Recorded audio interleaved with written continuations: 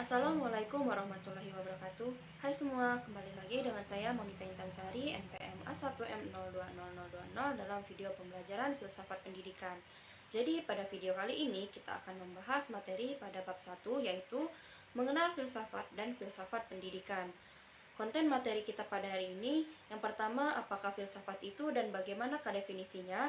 Apakah itu filsafat pendidikan? Apa yang menjadi persoalan filsafat? Bagaimana berpikir kefilsafatan dan apa yang menjadi cabang filsafat? Pada materi yang pertama, yaitu apakah filsafat itu dan bagaimana definisinya. Pertanyaan itulah yang pertama kali muncul di kepala kita ketika kita akan mempelajari ilmu filsafat. Istilah filsafat dapat ditinjau dari dua segi, yakni yang pertama, segi semantik. Perkataan filsafat berasal dari bahasa Arab falsafah yang berasal dari bahasa Yunani filosofia, yang berarti philos, cinta, suka atau loving, dan sophia yaitu pengetahuan hikmah. Jadi, filosofia berarti cinta kepada kebijaksanaan atau cinta kepada kebenaran. Maksudnya, setiap orang yang berfilsafat diharapkan menjadi bijaksana. Lalu yang kedua yaitu dari segi praktis. Dilihat dari pengertian praktisnya, filsafat berarti alam pikiran atau alam berpikir. Berfilsafat artinya berpikir olah pikir, namun tidak semua berpikir berarti berfilsafat. Berfilsafat adalah berpikir secara mendalam dan sungguh-sungguh. Beberapa definisi karena ulasannya lingkungan pembahasan ilmu filsafat, maka tidak mustahil kalau banyak di antara para filsuf memberikan definisinya secara berbeda-beda. Adapun pengertian filsafat menurut beberapa ahli, yaitu menurut Plato pada tahun 428-348 sebelum Masehi, pengetahuan yang berminat mencapai pengetahuan kebenaran yang asli. Filsafat tidak lain dari pengetahuan tentang segala yang ada. Aristoteles juga berpendapat filsafat adalah ilmu pengetahuan yang meliputi kebenaran yang terkandung di dalamnya, ilmu metafisika, logika, retorika, etika, ekonomi politik, dan estetika. Kewajiban filsafat adalah menyelidiki sebab dan asas dengan benda. Dengan demikian, filsafat bersifat ilmu umum sekali. Tugas penyelidikan tentang sebab telah dibagi sekarang oleh filsafat dengan ilmu Francis Bacon. Filsafat adalah induk agung dari ilmu-ilmu dan filsafat menangani semua pengetahuan. Sebagai bidangnya, Al-Farabi juga berpendapat filsafat adalah ilmu tentang alam mewujud, bagaimana hakikat sebenarnya. Dan Descartes berfilsafat adalah kumpulan segala pengetahuan di mana Tuhan, alam, dan manusia menjadi pokok penyelidikan. Manfaat filsafat dalam kehidupan adalah yang pertama sebagai dasar dalam bertindak, lalu sebagai dasar dalam mengambil keputusan, untuk mengurangi salah paham dan konflik, bersiapan menghadapi situasi dunia yang selalu berubah, dan menjawab keraguan. Kemudian adapun ciri-ciri berpikir filosofis antara lain, yang pertama berpikir dengan menggunakan disiplin berpikir yang tinggi. Yang kedua, berpikir secara sistematis dan teliti. Yang ketiga, menyusun sesuatu skema konsepsi. Lalu ada menyeluruh dan seluas-luasnya atau universal, setinggi-tingginya dan setuntas-tuntasnya, serta selengkap-lengkapnya. Lalu sementara itu, Sudarsono pada tahun 1993 menyatakan bahwa ciri-ciri berpikir filosofis adalah sebagai berikut. 1. Metodis, menggunakan metode dan cara yang lazim digunakan oleh filsuf atau ahli filsafat dalam proses berpikir. Yang kedua, ada sistematis, berpikir dalam sesuatu keterkaitan antar unsur-unsur dalam suatu keseluruhan sehingga tersusun suatu pola pemikiran filosofis. Lalu yang ketiga, ada koheren, di antara unsur-unsur yang berpikir tidak terjadi sesuatu yang bertentangan dan tersusun secara logis. Yang keempat, ada rasional, mendasarkan pada kaidah berpikir yang benar dan logis atau sesuai dengan kaidah logika. Dan yang kelima, komprehensif, berpikir tentang sesuatu dari berbagai sudut pandang atau multidimensi. Yang keenam, ada radikal, berpikir secara mendalam sampai ke akar-akarnya atau sampai pada tingkatan esensi yang sedalam-dalamnya. Lalu ada universal, muatan kebenarannya bersifat universal, mengarah pada realitas kehidupan manusia secara keseluruhan. Lalu materi yang kedua, apa itu filsafat pendidikan? Filsafat pendidikan adalah filsafat yang digunakan dalam studi mengenai masalah-masalah pendidikan. Filsafat akan menentukan mau dibawa kemana siswa kita. Filsafat merupakan perangkat nilai-nilai yang melandasi dan membimbing ke arah pencapaian tujuan pendidikan. Oleh sebab itu, filsafat yang dianut oleh suatu bangsa atau kelompok masyarakat tertentu atau yang dianut oleh perorangan, dalam hal ini dosen atau guru, akan sangat mempengaruhi tujuan pendidikan yang ingin dicapai.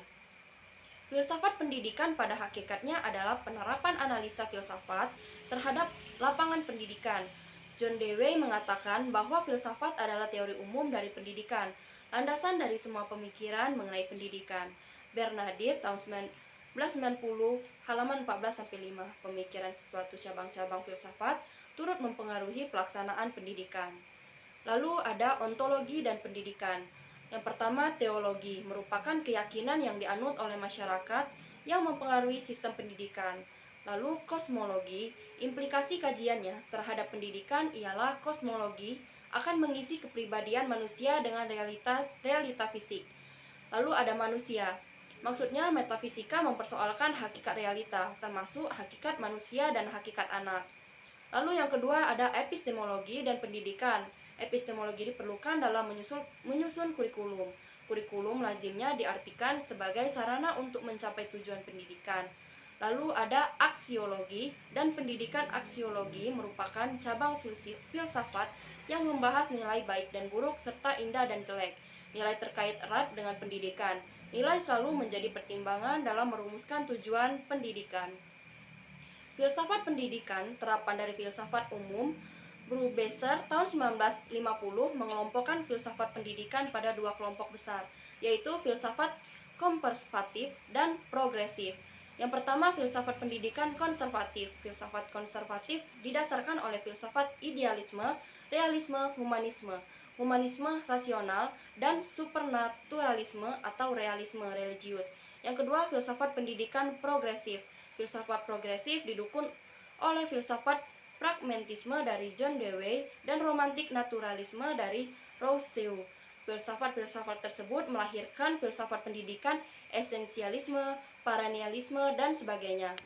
Peranan filsafat pendidikan dalam pengembangan ilmu pendidikan. Tujuan filsafat pendidikan adalah memberikan inspirasi bagaimana mengorganisasikan proses pembelajaran yang ideal. Teori pendidikan bertujuan menghasilkan pemikiran tentang bijaksana dan prinsip-prinsip pendidikan yang didasari oleh filsafat pendidikan. Beberapa aliran filsafat pendidikan yang berpengaruh dalam pengembangan pendidikan, misalnya idealisme, realisme, pragmatisme, humanisme, behaviorisme, dan konstruktivisme. Lalu materi yang ketiga yaitu apa yang menjadi persoalan filsafat. Manusia mempunyai sifat ingin tahu, dan ia adalah sesuatu yang sangat manusiawi. Ketika manusia terkagum-kagum akan sebuah peristiwa, maka pada saat itu keingintahuan itu akan muncul. Manusia mulai memikirkannya. Selanjutnya, mengapa ia memikirkannya? Karena ia tidak tahu jawabannya. Pada saat itu, ia telah menjadikan sebagai suatu persoalan. Misalnya, pada pertengahan tahun 2010, pada siang hari kita melihat sebuah fenomena menakjubkan, yaitu fenomena matahari cincin. Saat itu kita menjadikan sebuah persoalan. Mengapa kita menjadikannya sebuah persoalan? Karena kita tidak tahu apa itu jawaban dari fenomena yang terjadi pada matahari itu. Sederhananya, kita telah mempersoalkan fenomena itu secara filsafat. Yang termasuk persoalan filsafat memiliki ciri-ciri sebagai berikut. Yang pertama, bersifat sangat umum. Yang kedua, tidak menyangkut fakta. Yang ketiga, bersangkutan dengan nilai-nilai atau value. Yang keempat, bersifat kritis. Yang kelima, bersifat sinoptik. Dan yang terakhir, bersifat implikatif. Alasan-alasan tersebut di ataslah yang mendorong para filsuf untuk berfilsafat. Akan tetapi, selain dorongan-dorongan tersebut, ada juga beberapa hal yang juga diperlukan oleh seorang filsuf, yaitu persoalan tentang ada atau being yang kemudian menghasilkan cabang filsafat metafisika. Lalu ada persoalan tentang pengetahuan atau knowledge yang kemudian menghasilkan cabang filsafat epistemologi. Lalu ada persoalan tentang metode atau metode yang kemudian menghasilkan cabang filsafat metodologi. Persoalan tentang penyimpulan yang kemudian menghasilkan cabang filsafat logika. Lalu ada persoalan tentang moralitas atau morality yang kemudian menghasilkan cabang filsafat etika atau etik. Persoalan tentang keindahan yang kemudian menghasilkan cabang filsafat estetika atau estetik. Keenam persoalan tersebut benar-benar memerlukan jawaban secara radikal dan telah disebutkan bahwa dari setiap persoalan akan menjadi cabang filsafat. Lalu materi selanjutnya, bagaimana berpikir kefilsafatan. Berpikir secara kefilsafatan sudah pasti berpikir secara menyeluruh dan sistematis karena berpikir adalah kegiatan menghubungkan pengetahuan atau mengelola informasi yang diterima. Jika berbicara mengenai berpikir, banyak sekali di antara kita yang sering mengatakan bahkan kadangkala orang-orang pergi menyendiri hanya untuk berpikir agar tidak ada seseorang pun yang mengganggu mereka. Tapi apakah sebenarnya berpikir itu? Berpikir merupakan suatu kegiatan untuk menemukan pengetahuan yang benar. Apa yang disebut benar bagi tiap orang adalah tidak sama. Benar bagi kita belum tentu benar bagi orang lain. Benar bagi orang lain belum tentu benar bagi kita. Oleh sebab itu, proses kegiatan berpikir untuk dapat menghasilkan pengetahuan yang benar pun berbeda-beda. Dapat dikatakan bahwa tiap jalan pikiran mempunyai apa yang disebut sebagai kriteria kebenaran. Dan kriteria kebenaran ini merupakan landasan bagi proses penemuan kebenaran tersebut. Materi yang terakhir yaitu apa saja yang menjadi cabang filsafat. Para ahli memiliki berbagai pendapat tentang cabang-cabang filsafat, diantaranya sebagai berikut. Menurut Surajio tahun 2005 halaman 19-20, Louis Okotsov menyebutkan cabang filsafat adalah logika, metodologi, metafisika, epistemologi, filsafat biologi, filsafat psikologi, filsafat antropologi, filsafat sosial etika, estetika, dan filsafat agama. Delienggi membagi filsafat menjadi metafisika, epistemologi, metodologi, logika, etika, estetika, dan sejarah filsafat. Harry Hemersa membagi cabang filsafat menjadi filsafat tentang pengetahuan, meliputi epistemologi, logika, kritik, ilmu-ilmu. Filsafat keseluruhan kenyataan meliputi metafisika umum atau ontologi dan metafisika khusus meliputi teologi, metafisik, antropologi, dan kosmologi. Filsafat tentang tindakan, sejarah filsafat. Lalu Pojawijana membagi filsafat atas ontologia, teodiksia, antropologia, metafisika, etika, logika. Lalu Plato juga membedakan filsafat pada 3 cabang, yaitu dialektika, fisika, dan etika. Aristoteles juga merumuskan filsafat ke dalam 4 cabang, yaitu logika filsafat teoritis mencakup 3 ilmu, yaitu fisika, ilmu matematika, dan ilmu metafisika. Menurut Aristoteles, ilmu metafisika merupakan inti dari filsafat. Cabang filsafat selanjutnya adalah filsafat praktis, mencakup 3 ilmu, yaitu etika, ilmu ekonomi, dan ilmu politik. Baiklah, itu tadi penyampaian materi dari saya untuk hari ini. Wassalamualaikum warahmatullahi wabarakatuh.